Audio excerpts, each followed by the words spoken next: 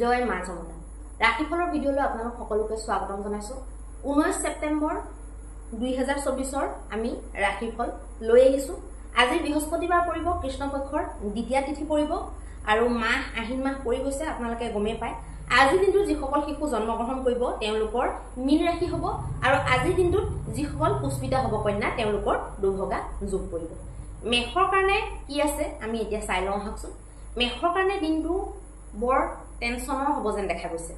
যিকোনো এটা ক্ষেত্ৰত তেওঁলোকৰ বহুত টেনচন হৈ থাকিব পাৰে বহুত মনটো উগুল ফুগুল বৰ অস্থিৰতাত গুচি যাব পাৰে বা যিকোনো এনেকুৱা কাম যিটো নেকি তেওঁলোকে যেনেকৈ ভাবিছে তাৰ উল্টাটো হ'ব পাৰে বা ভবামতে নহ'ব পাৰে গতিকে অভাৰঅল তেওঁলোকৰ কাৰণে বৰ এটা ভাল নহয় আৰু পইচা পাতিৰ ক্ষেত্ৰত বৰ সাৱধানে কাম কৰাটো আপোনালোকৰ কাৰণে ভাল হ'ব এতিয়া আহিব বৃষৰ কাৰণে লাভালাভৰ দিশত যিকোনো এনেকুৱা ক্ষেত্ৰ য'ত নেকি আপোনালোকৰ কিবা এটা লাভ সোমাই আছে আপোনালোকৰ জীৱনৰ গ্ৰোথ সোমাই আছে তেনেকুৱা প্ৰত্যেকটো ক্ষেত্ৰত আপোনালোকৰ কাৰণে শুভ দেখা গৈছে আগুৱাই যাবলৈ মেহনত কৰিবই লাগিব তাৰ লগতে আপোনালোকে কি এড কৰিব পাৰে অকনমান কষ্ট কমোৱাৰ কাৰণে কিছুমান আমি মেহনতটো শৰ্টকাট ইউজ কৰিব পাৰো সেইবিলাক কেনেকৈ এপ্লাই কৰিব পাৰে সেইবিলাকত মানে বুদ্ধি বৃত্তিৰ ফালৰ পৰা আপোনালোকে কেনেকুৱা কি কৰিব পাৰে সেইটোতো আপোনালোকে অকনমান মনোনিৱেশ কৰাটো দৰকাৰী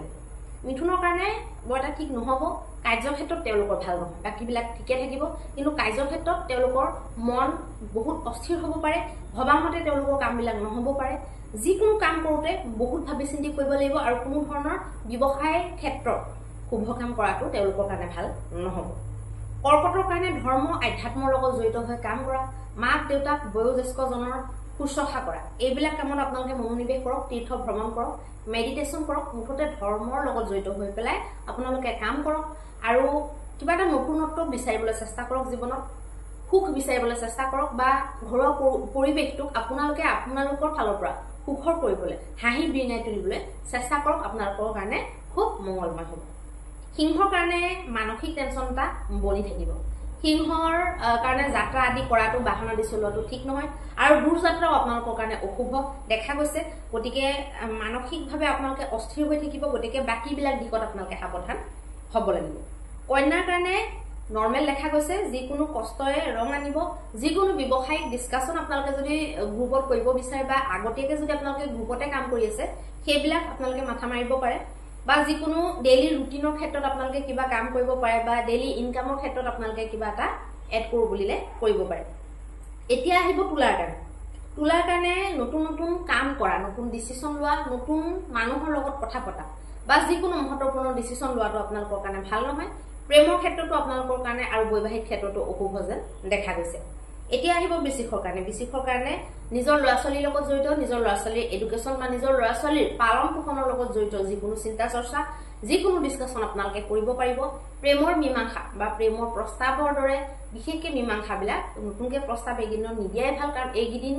বিশেষ শুভ কাম কৰাৰ কাৰণে দিন নহয় গতিকে আপোনালোকে এইবিলাক যিবিলাক মই কৈছোঁ যিমানখিনি লাগে সেইখিনিৰ কাৰণে আপোনালোকৰ ভাল আৰু সৰু সুৰা এনেই যদি কিবা পাৰ্চেল আছে আপোনালোকে নৰ্মেল ডেইলি লগাৰ নিচিনা তেনেকুৱা কিনিব পাৰে বা বজাৰ চজাৰ তেনেকৈ কৰিব পাৰে ধনুৰ কাৰণে বৰ এটা ভাল নহয় তেওঁলোকে নিজৰ বাণীত কণ্ট্ৰল কৰিব লাগিব ঘৰ অফিচ বা কাৰ্যক্ষেত্ৰ চবতে তেওঁলোকে সন্তুলন বনাই চলিব লাগিব মুখখন তেওঁলোকে বাণীত তেওঁলোকে কণ্ট্ৰল কৰিব লাগিব আৰু ৰেগুলাৰ কোৱাতকৈ কথা অকণমান পাৰিলে কম ক'ব লাগিব তেওঁলোকৰ কাৰণে শুভ সেইটোৱে হৈ যাব মকৰৰ কাৰণে তেওঁলোকৰ সকলোবিলাক আলজাল এৰি পেলাই পঢ়াটো যিসকল বিদ্যাৰ্থীয়ে ধৰক পঢ়ি আছে যিসকল এতিয়া বৰ্তমান বিদ্যাৰ্থী হিচাপত আছে বা যিকোনো নতুন বস্তু শিকি থকা লোকৰ কাৰণে যদি এলাহ উৎপন্ন হয় তেতিয়াহ'লে বাধা জন্মিব যদি এলাহ উৎপন্ন নহয় যদি তাৰ মেইন যদি মৰ্মটো বুজি পায় যে আজি মই ফূৰ্তি ফাৰ্তা কৰিছোঁ বা আজি মই সেইবিলাকত বেছিকৈ টাইম দিলে পিছত আল্টিমেটলি মোৰ লষ্টে হ'ব আজি মোৰ ভাল লাগিছে কিন্তু কাইলৈ পৰহিলে বা তাৰ পিছদিনা মোৰ বেয়া লগাটোৱে হ'ব কাৰণ পঢ়া শুনা কৰা বা কিবা এটা যদি কোৰ্চ কৰি আছোঁ সেইটোত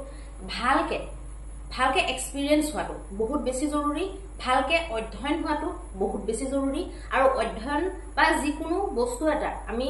একদম পুৰা ভালকে ফ'কাছ কৰি পেলাই কিবা এটা বস্তু যেতিয়া আমি জীৱনত প্ৰাপ্তি কৰি যাওঁ তেতিয়াহ'লে আমি পিছত বহুত সময় পাই যাম এনেকুৱা কামবিলাক কৰাৰ কাৰণে ফূৰ্তি ফাৰ্তা কৰাৰ কাৰণে এই বস্তুটো যোনে বুজি পাব এই বস্তুটো যোনে বহুৱাই ল'ব তেওঁলোকক কোনো কেতিয়াও ৰখিব নোৱাৰে তেওঁলোকে নিজৰ কাম সময়ত যিবিলাক দৰকাৰী কাম তেওঁলোকে নিশ্চয় কৰি যাব এতিয়া আহিব কুম্ভৰ কাৰণে মানসিক ক্লেশ অলপমান থাকিব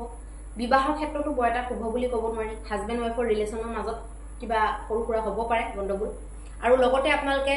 উগ্ৰ হৈ পেলাই কাৰো লগতে কথা নাপাতিব হাজবেণ্ড ওয়াইফ বুলি নহয় বাকি সদস্যৰ লগত বা বাহিৰতো আপোনালোকে উগ্ৰ হৈ পেলাই কথা নাপাতিব বা বেছি ধেমালিয়া নহব নৰ্মেল থাকিব আৰু কোনো বস্তুতে বেছি ৰিয়েকচন আপোনালোকে দিলে প্ৰবলেম হ'ব পাৰে এতিয়া আহিব মিনৰ